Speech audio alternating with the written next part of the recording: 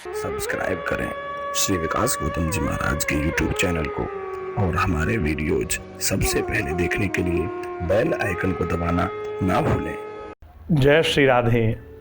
एक बार फिर से आप सभी भगवत भक्तजनों का हमारे इस YouTube चैनल पर हार्दिक स्वागत है।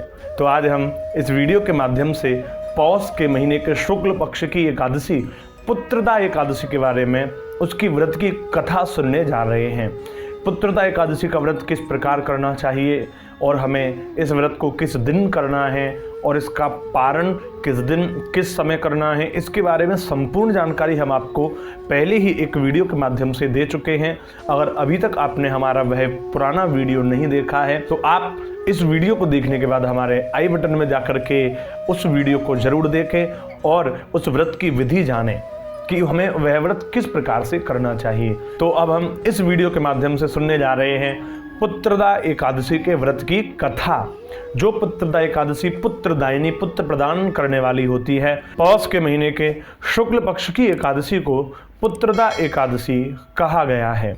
तो हमें पुत्रदा एकादशी के व्रत की कथा इस दिन जरूर सुननी चाहिए। तो आइए आज हम पुत्रदा एकादशी के व्रत की कथा सुनने जा रहे हैं। तो आप सभी हमारे प्रत्येक वीडियो की तरह इस वीडियो को भी आरंभ करने से पहले जय घोष के रूप में कमेंट बॉक्स में जाकर के जय श्री कृष्ण लिखना ना भूलें। उपौष एकादशी विधिवत करोति जागरणम ऋषि नित्यम संकीर्तनम भक्त्या हरि तस्य वशं भवेत।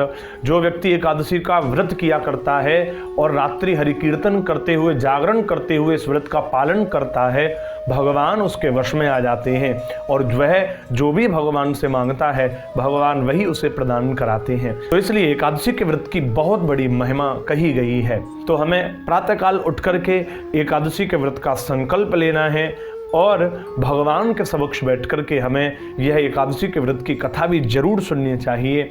जिस प्रकार धर्मराज युधिष्ठिर को भगवान श्री कृष्ण एकादशियों के व्रत की कथाएं सुनाते जा रहे हैं, उसी प्रकार हम भी आपको एकादशी के व्रत की हर कथा आपको इस YouTube चैनल के माध्यम से सुना रहे हैं, श्रवण पान कराते जा रहे हैं। तो युधिष्ठिर ने भगवान श्री कृष्ण से पूछा कि हे प्रभु, जिस प्रकार आपने मुझे पौष के महीने के कृष्ण पक्ष की एकादशी को सफला एकादशी के व्रत की कथा को सुनाया है, ठीक उसी प्रकार आप मुझे पौष के महीने के शुक्ल पक्ष की पुत्रदा एकादशी के व्रत की कथा भी श्रवण कराइए।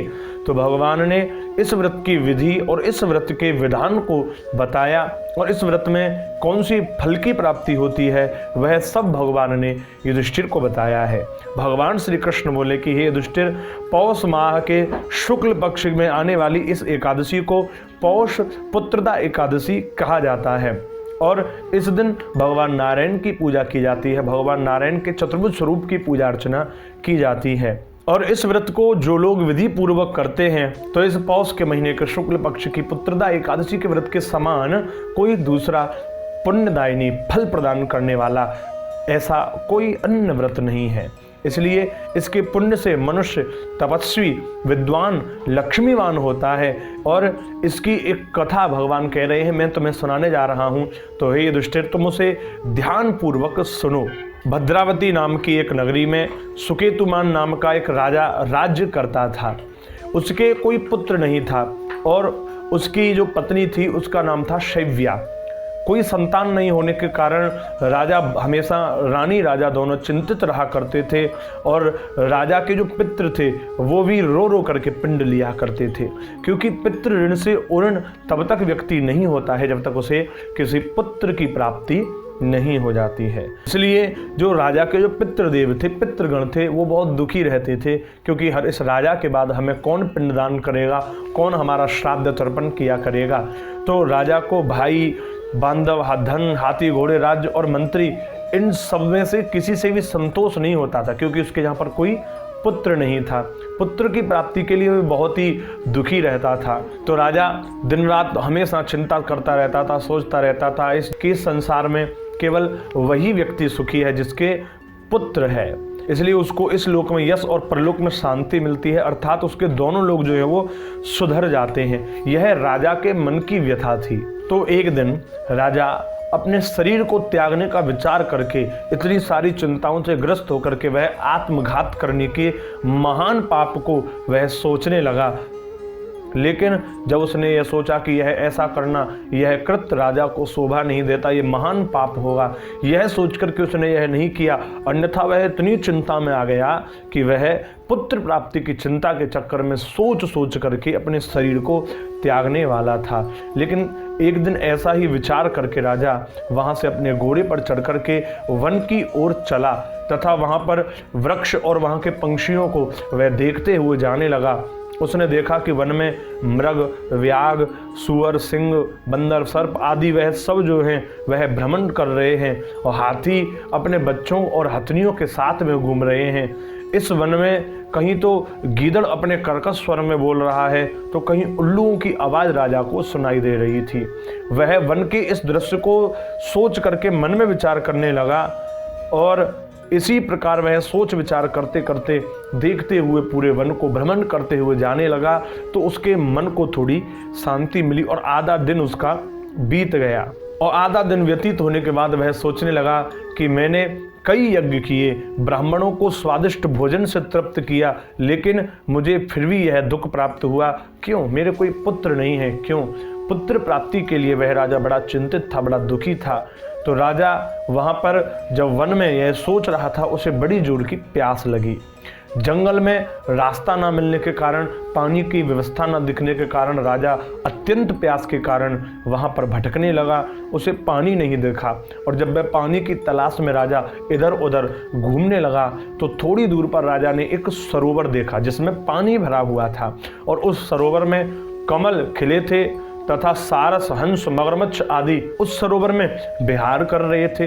राजा ने उस सरोवर में उन सबको जाकर के देखा तो वहाँ पर देखा कि चारों तरफ ऋषि मुनियों के आश्रम बने हुए हैं और उसी समय राजा के दाहिने अंग जो है वो फड़कने लगे।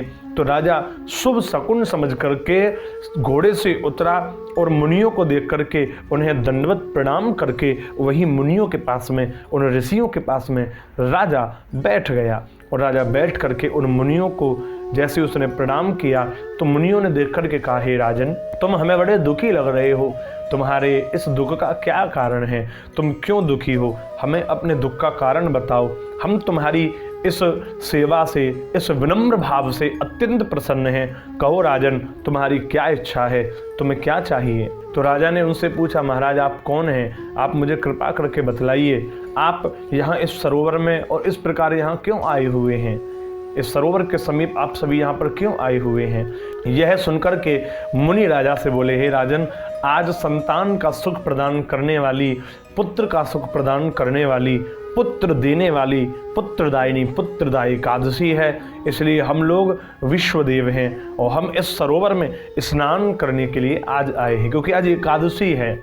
तो राजा ने कहा, प्रभु मेरे कोई संतान नहीं है, यदि आप मुझ पर अत्यंत प्रसन्न हैं तो मुझे कोई पुत्र प्राप्ति का वरदान प्रदान करें, कोई पुत्र प्राप्ति का आशीर्वाद आप मुझे प्रदान करें। तब मुनियों ने राजा से कहा, हे राजन, आज पुत्रदा एकादशी है। यह पौष के महीने के शुक्ल पक्ष की पुत्रदा एकादशी, इसका जो भी व्यक्ति व्रत किया करता है उस व्यक्ति को पुत्र की प्राप्ति अवश्य होती है। इसलिए राजन, तुम इस पुत्रदा एकादशी का व्रत करो। इसके प्रभाव से भगवान विष्णु तुम पर प्रसन्न होंगे और प्रसन्न होकर के तुम्हें पुत्र प्राप्ति का आशीर्वाद प्रदान करेंगे और तुम्हारे घर अवश्य ही पुत्र होगा। राजन, मुनि के वचनों को सुनकर के राजा को बड़ा सुख मिला, राजा बड़ा प्रसन्न हुआ और राजा ने उसी दिन एकादशी का व्रत किया और द्वादशी को उस व्रत का पारण किया। और द्वादशी को उस व्रत का पारण करके मुनियों को प्रणाम करके वहाँ से राजा अपने महल में वापस आ गया।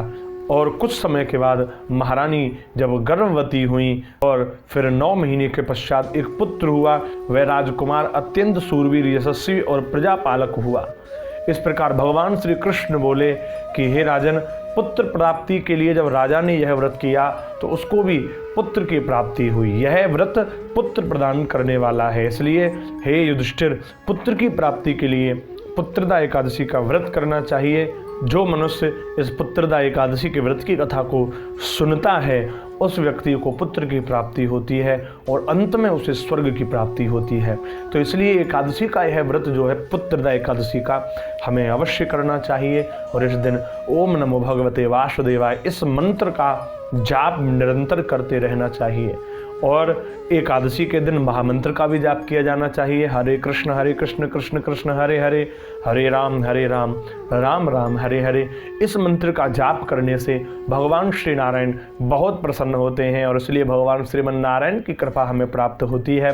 तो उन्हीं की कृपा से घर में पुत्र की प्राप्ति होती है। तो यह पौष के महीने के शुक्ल पक्ष की पुत्रदा एकादशी का व्रत करना हमें अवश्य चाहिए और इस कथा को सुनना चाहिए और अन्य सभी लोगों को हमें यह कथा शेयर जरूर करनी चाहिए, क्योंकि इस वीडियो को हम जितने लोगों को शेयर करेंगे, जितने लोग यह वीडियो सुनेंगे, जितने लोग यह कथा देखेंगे, तो उतने ही लोगों का उतना गुना फल जो है वो शेयर करने वाले व्यक्ति को प्राप्त होता है। क्योंकि जितने लोगों के साथ बैठ करके हम भगवान का ध्यान करते हैं, हम भगवान का भजन कीर्तन करते हैं, जितने लोग वहाँ उपस्थित होते हैं, उतना गुना फल हमें प्रदान हो जाता है। क्योंकि कलयुग की यही महिमा है, कलयुग में केवल भगवान नाम से ही मोक्ष की प्राप्ति हो जाती है। तो इसलिए इस वीडियो को अत्यधिक लोगों को शेयर करना ना भूलें। तो आज हमने पुत्रदा एकादशी के व्रत की कथा को सुना है और पुत्रदा एकादशी के व्रत की विधि, इसका पारण का समय, कैसे इसका विधान है, क्या हमें करना चाहिए, वह आप हमारे पहले वीडियो में देखना ना भूलें। अब आपको वह हमारे पहला वीडियो एंड स्क्रीन पर प्राप्त हो जाएगा, तो वहां से आप हमारी एकादशी की विधियों के, इस पुत्रदा एकादशी की व्रत की विधि के बारे में जान सकते हैं। तो आइए हम फिर मिलते हैं आगामी एक नई कथा की, एक नए भजन की वीडियो के साथ में। तब तक के लिए आप सभी भगवत जनों को प्यार भरा जय श्री राधे।